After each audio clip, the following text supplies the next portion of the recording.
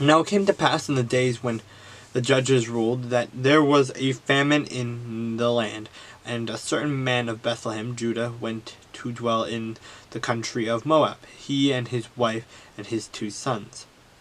The name of the man was Elimelech. The name of his wife was Naomi, and the names of his 2 sons were Mahlon and Chilion, Ephrathites of Bethlehem, Judah, and they went to the country of Moab and remained there. Then Elimelech, Naomi's husband, died, and she was left, and her 2 sons. Now they had took wives of the woman of Moab, and the name of the one was Orpah, and the name of the other Ruth, and they dwelt there about 10 years. Then both Mahlon and Chilion also died, so the woman survived her 2 sons and her husband. Then she arose with her daughters-in-law, and that she might return from the country of Moab. For she had heard in the country of Moab that the Lord had visited his people by giving them bread. Therefore she went out from the place where she was, and her 2 daughters-in-law with her. And they went on the way to return to the land of Judah. And Naomi said to her 2 daughters-in-law, "Go return each of her mother's house. The Lord deal kindly with you, as you have dealt with the dead and with me. And the Lord grant that you may find rest, each in the house of her husband." So she kissed them, and they lifted up their voices and wept. And they said to her, "Surely we will return with you to your people." But Naomi said, "Turn back, my daughters. Why will you go with me? Are there still sons in my womb, that they may be your husbands? Turn back, my daughters, go. For I am too old to have a husband. If I should say I have hope, if I should have a husband tonight, I should also bear sons. Would you wait for them till they were grown? Would you restrain yourselves from having husbands? No, my daughters, for it grieves me very much for your sakes that the hand of the Lord has gone out against me." Then they lifted up their voices and wept again. And Orpah kissed her mother-in-law, but Ruth clung to her, and she said, "Look, your sister-in-law has gone back to her people and to her gods. Return after your sister-in-law." But Ruth said, "Entreat me not to leave you, or to turn back from following after you. For where you go, I will go, and wherever you lodge, I will lodge. Your people shall be my people, and your God my God. Where you die, I will die, and there I will be buried. The Lord do so to me, and more also, if anything but death parts you and me." That when she saw that she was determined to go with her, she stopped speaking to her. And now the 2 of them went until they came to Bethlehem. And it happened when they had come to Bethlehem that all the city was excited because of them. And the woman said, "Is this Naomi?" But she said to them, "Do not call me Naomi. Call me Mara, for the Almighty has dealt very bitterly with me. I went out full, and the Lord has brought me home again empty. Why do you call me Naomi, since the Lord has testified against me, and the Almighty has afflicted me?" So Naomi returned, and Ruth the Moabitess, her daughter-in-law, with her, who returned from the country of Moab. Now they came to Bethlehem at the beginning of barley harvest. There was a relative of Naomi's husband, a man of great wealth, of the family of Elimelech.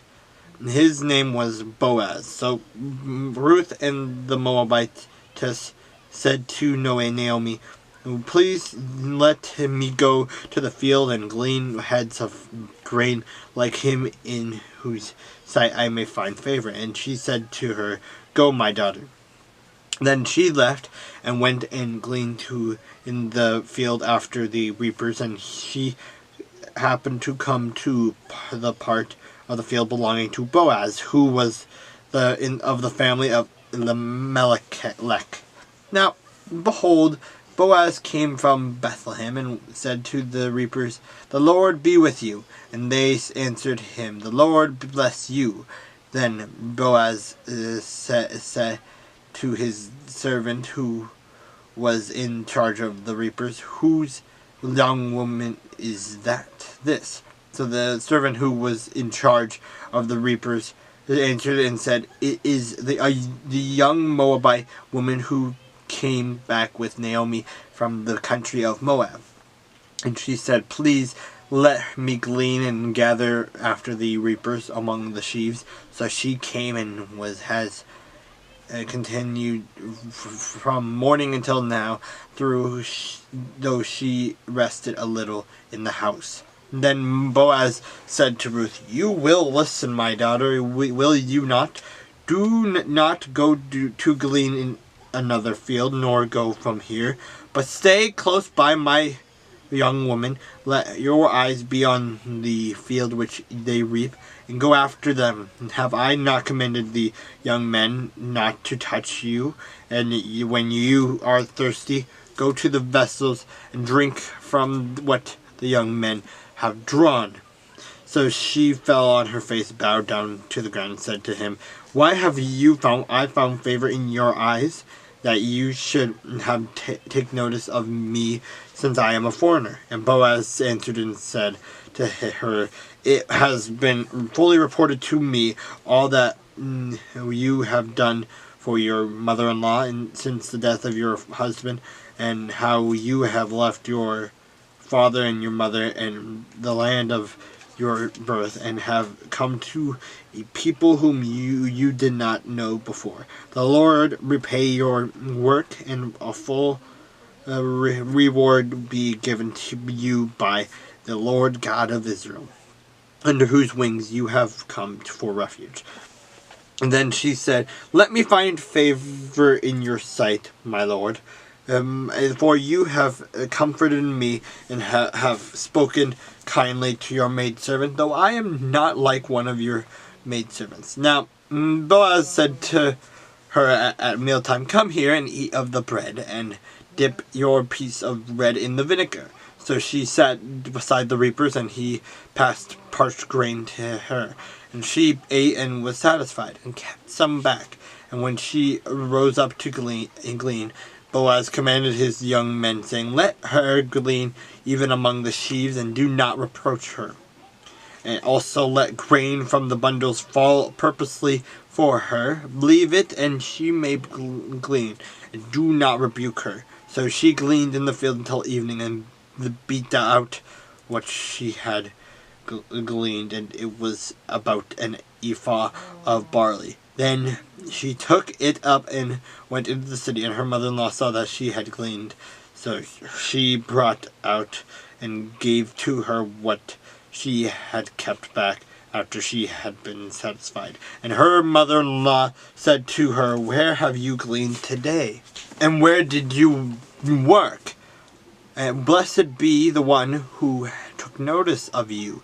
So she told her mother-in-law with whom she had worked, and said, "The man's name with whom I worked today is Boaz." Then Naomi said to her daughter-in-law, "Blessed be he of the Lord, who has not forsaken his kindness to the living and the dead." And Naomi said to her, "This man is a relation of ours, one of our close relatives."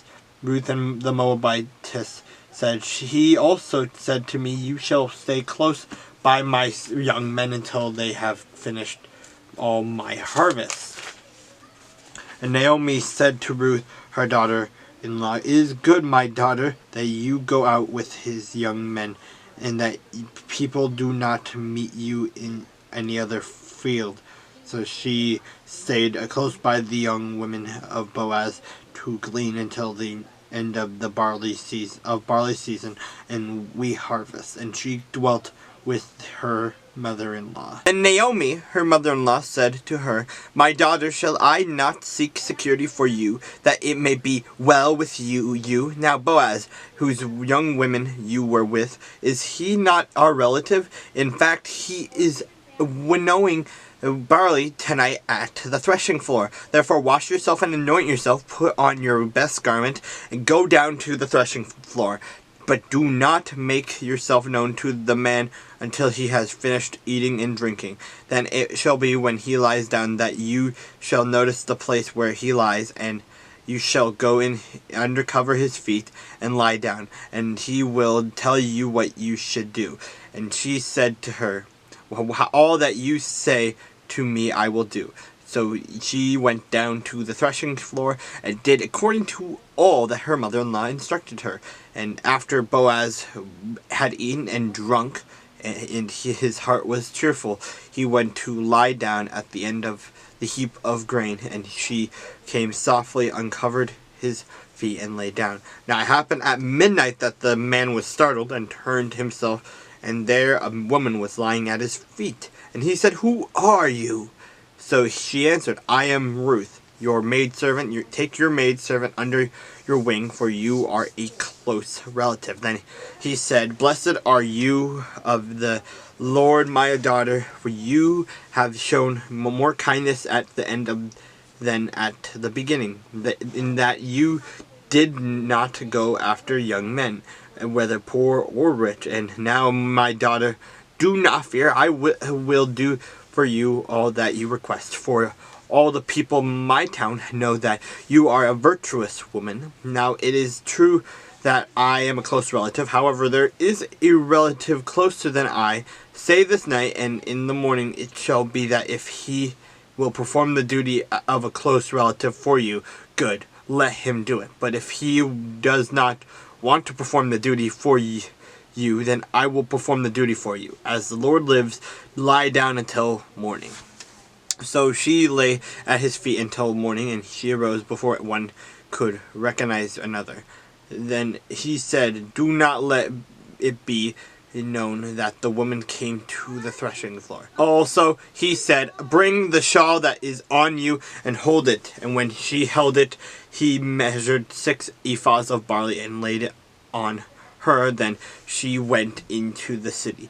Then she came to her mother-in-law. She said, "Is that you, my daughter?" Then she told her all that the man had done for her. And she said, "These 6 ephahs of barley he gave me, for he said to me, 'Do not go empty-handed to your mother-in-law.'" Then she said, Sit still, my daughter, until you know how the matter will turn out. For the man will not rest until he has concluded the matter this day." Now Boaz went up to the gate and sat down there, and behold, the close relative of whom Boaz had spoken came by. So Boaz said, "Oh, come aside, friend, sit down here."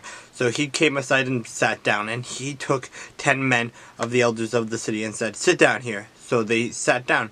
Then he said to the close relative, "Naomi, who has come back from the country of Moab, sold the piece of land which belonged to our brother Elimelech, and I thought to inform you, saying, 'Buy it back in the presence of the inhabitants and the elders of my people. If you will redeem it, redeem it. But if you will not redeem it, then tell me, that I may know, for there is no one but you to redeem it, and I am next after you.'